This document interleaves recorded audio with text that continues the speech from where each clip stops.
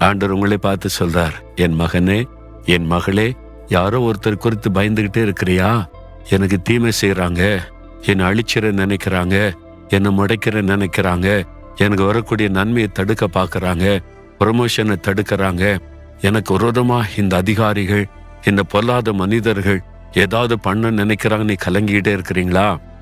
ஆண்டவர் சொல்றார், உனக்கு தீங்கு செய்யும்படி ஒருவனும் உன்மீது கை போடுவதில்லை. காரணம் நான் உன்னோடு இருக்கிறேன் என்று ஆண்டவர் உங்களை பார்த்து சொல்லுகிறார். இனி தீங்கை காணாதிருப்பாய்னு வாக்கு கொடுத்தார்ல. தீங்கு செய்கிற மனிதர்கள், தீங்கு செய்கிற பொல்லாத ஆவி, பொறாமை கொண்ட மனிதர்கள் உங்கள் மேல கை போடுவதில்லை. ஆண்டவர் விடமாட்டார். அவர் உங்களுக்கு துணை நிற்கிறார்ல. நான் உன்னோடு இருக்கிறேன் என்று வாக்கு கொடுத்திருக்கிறார்ல. விசுவாசத்தோட சொல்லுங்க, கர்த்தர் என்னோடு இருக்கிறார், என் இயேசு என்னோடு கூட இருக்கிறார், ஒருத்தனும் என் மேல கை போட முடியாது. எந்த தீமை செய்ய நினைக்கிற மனிதனும் எனக்கு தீமை செய்து என்னை மேற்கொள்ள முடியாதுன்னு விசுவாசத்தோட சொல்லுங்க.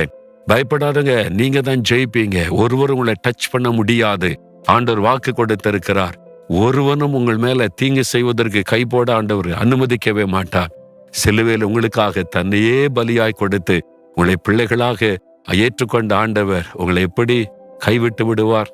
தைரியமா இருங்க, சந்தோஷமா இருங்க, மகிழ்ச்சியா சொல்லுங்க, ஒருத்தரை என் மேல கை போட முடியாது, யாரும் எனக்கு தீங்கு செய்ய முடியாது, இயேசு என்னோட இருக்கிறார் சொல்லுங்க. சொல்றீங்களா?